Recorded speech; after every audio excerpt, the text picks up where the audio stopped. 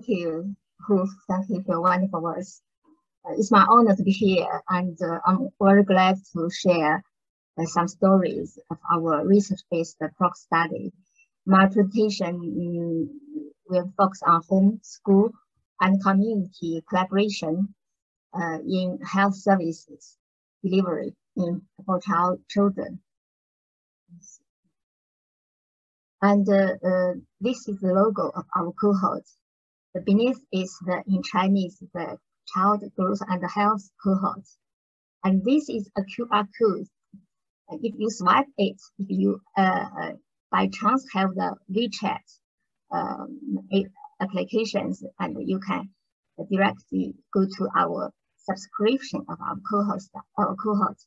And this is our official website address, PROC.com. What's the Beijing Child Growth and Health Cohort? It's a population-based cohort study, and I'm simply to introduce what the PROC stands for. It stands for a child cohort study on puberty sensitization. Mainly talks about allergy because we have a huge air pollution here, and also cardiovascular risk factors. Briefly, we named it a Beijing Child Growth and Health Cohort study, and we short it as PROC. It's not merely an observational study, but also an interventional study. We want to protect kids from negative factors that might influence their growth and development, and conduct primordial prevention against cardiovascular risk factors. Maybe some participants may not be very familiar about the term of primordial prevention. It's get ahead of the we always mention the primary, secondary, and tertiary prevention. Get ahead of that. We start from zero. That's primordial prevention.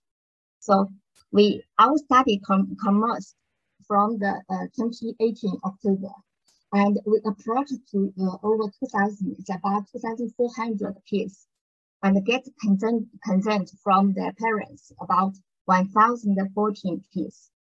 And they are just newly enrolled school, aged 6 to 8 years old.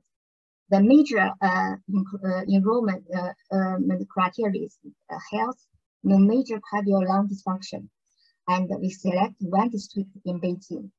It's famous for there's a famous hospital, the Capital International Airport there, and we expected we can follow up them through now and to their early adulthood, which means that we wish to follow up them until they get married or have their first baby. And we collect a lot of data and very precisely measured in terms of thorough parametric measurements for decomposition and to overcome the obesity paradox and the complete blood count, basic metabolic panel, and the comprehensive metabolic panel, lipid panel, and blood fasting glucose. And for our major study objectives, we want to identify risk factors that affect them to get exposed of the common disease and their possible risk factors. And then we want to conduct the primordial interventions to address their challenges in their grow up and design a primordial intervention for the kids. And since it's a project, we keep going. That means we can always inform the timely policy making for the government, for the health, and education and nutrition. Under the timeline, since we commenced since 2018, and this is our baseline survey. We collected anthropometric measurements, psychological assessment, blood urine collection and testing. And we developed some individual health examination report, notify the health status of their kids to their parents. And in 2019, we collected the dust in the classroom and to monitor the school ambient air pollution, and also we perform invited the heart physicians to perform the heart and liver ultrasound, and also to conduct repeated the blood pressure measurement, collection of urine and stools, and perform ear, nose, throat examination. This is to address their allergy problem and threat. And also we conduct the physical activity intervention. This effort, we actually closely work with their physical education teachers and to organize some training to modify their available physical education class and to increase the interest and attractiveness for the kids. And during 2020, and we performed another round of anthropometric acid measurement and repeated blood pressure measurement, and also to do the diagnosis clinical assessment of the ear, nose, throat examination. Since the year 2019, COVID-19 outbreak, and almost all the medical service in China has been halted. Then we have no time to do this This is only in the year this year only performing the screening examination, but we don't have the clinical diagnosis examination. And this year we performed this diagnosis examination, and also at the end of the semester, and we performed the school environment monitoring. And then I'm going to present, this is the outline of my presentation, that I'm going to report and share with you that the major research contents and our service linkage. My presentation will be divided into two parts. The first part is regarding on the cardiovascular risk factors identification or measurement, and the second is the common disease surveillance. I just citing hearing loss screening as one of these common disease surveillance example, and also both of parts I will introduce the service and intervention linkage. For the cardiovascular risk factor identification and measurement, and we collaborate with the top heart hospitals in China, in Beijing. It is just by chance is our affiliated hospital, Beijing Anzhen Hospital. Anzhen Hospital is the #1 hospital on heart specialists. That's the reason that it's very attractive for the parents. Some parents, they notice our recruitment notice, they want to join because they have some congenital heart disease. But unfortunately, this is not, it doesn't meet our inclusion criteria. And this is our physician performed ultrasound examination. And this is during the pilot stage. And this is our WeChat subscription. Use this tool, we circulate our notice on different contents. For example, for instance, the upper line is the report insurance notification, and the lower line is the integration of the ultrasound results. And this is the time.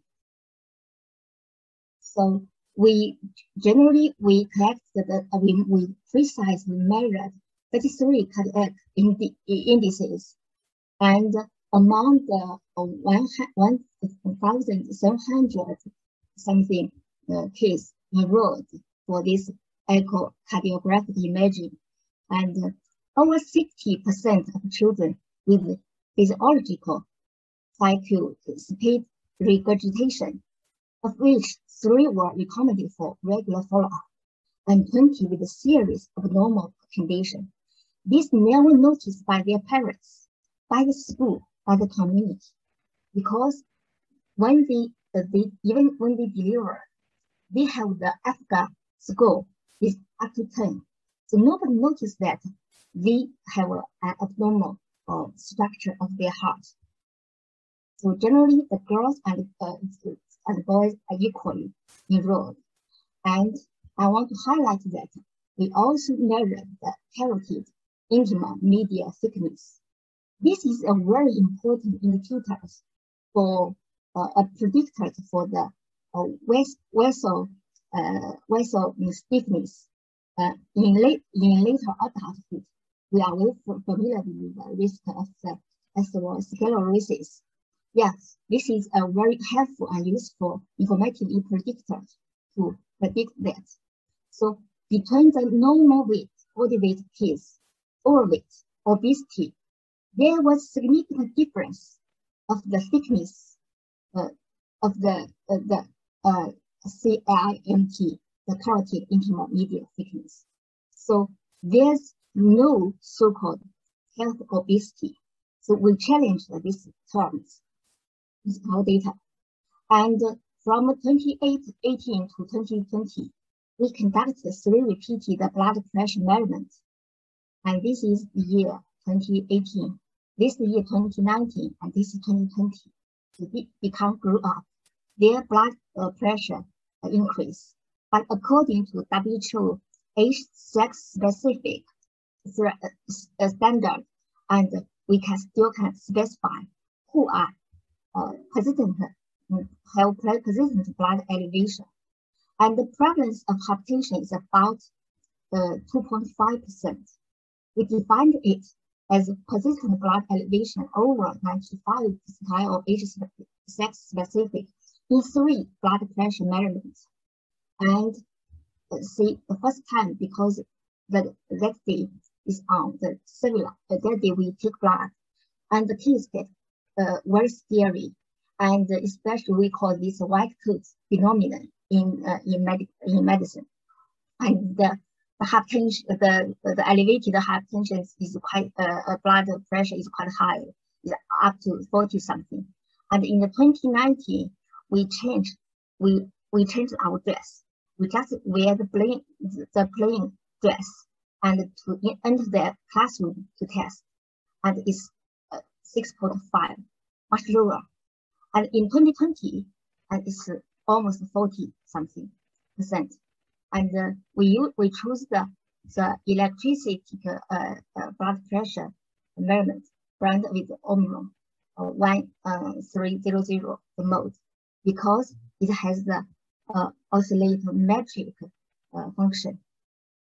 So we inform such results and to the parents, and we provide free consultation, free registration, free and easy access for outpatient service, so-called the green channel services. Since our affiliated hospital in Beijing is quite famous, it's really the top class, the leading hospitals in Beijing. So that's really attractive for them and trusted by the parents. Let's ensure our good adherence rates and the body weight monitoring. And we monitoring the overweight obesity prevalence. And the blue bar is indicating the result in 2018, and the red bar is for the 2020 result. You can see that no matter overweight and obesity increase significantly. One reason may be because the kids grew up to 2 years old, and they start what we call the adipose rebound. It's a kind of the necessary stage for their early puberty.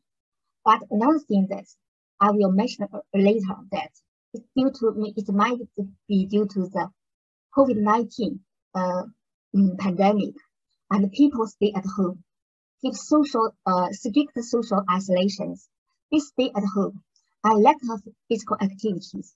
Then the obesity level increased hugely, almost 10% increase. And we can see that this from 3 kids to 4 kids, it's like this. And more than that, we also detected that there's a high prevalence of the metabolic dysfunction. And we use the ultrasound, according to our ultrasound imaging result, that we found in the 1,700 kids and almost 120 kids with fatty liver, of whom only 2 were moderate, but still there's 170 who mild fatty liver. Can you imagine that? They are only at age 6 to 7. Most of them 6 to 7. So in total, we can estimate it's about 7% of kids have non-alcoholic fatty liver disease. And this is for the body fat data collection. And from 2018 to 2020, we conducted twice body composition measurement using the electrical impedance body composition instruments, because we really want to overcome the so-called obesity paradox, because BMI indicator itself has some limitations. It cannot just differentiate that the weight is composed of the muscle or fat.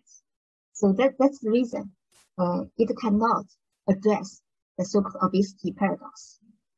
So we use the embodies 770 to measure this. And in the year 2018, only 20% of kids are beyond the threshold, above the threshold. But in the year 2020, it's almost 40 something, 37. And both times, twice is beyond the threshold is almost 20%. So this 80% of children is consistent about the normal threshold among those who participated in both consecutive follow-up visits.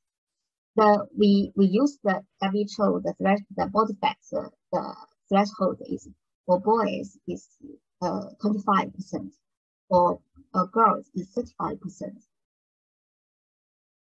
And here I'm going to introduce the service and the intervention linkage. And each time, whenever we conduct a survey or measurement, we always provide a health examination report to parents. We let them know about their kids' status, the health status, and we collaborate with the education commissions to joint with the physical education teachers to adjust and to improve the contents of physical education class, increase their attractiveness and their interest of their PE class. And we summarize the information to the local education commission, and also provide a briefing report to the school. And at the moment, we are carry out a summer camp for moderate to vigorous intensity physical activity, and we want to learn from like Danish and all other countries' experience that we use this kind of short-term summer camp to at least to slow down the progress of their effort, and we want to identify some effective interventions. And we shooted a series of training videos guiding their home-based physical activities. This one is really helpful and useful and welcomed by the parents, because during the COVID-19, the strict social isolations and social distancing that we using our WeChat cohort subscription, we promote these videos and to promote home-based physical activity intervention.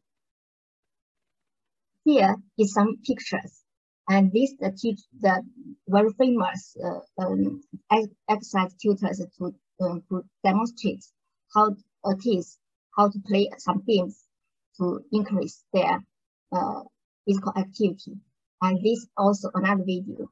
And this is in the center. You might not specify this is only a tennis.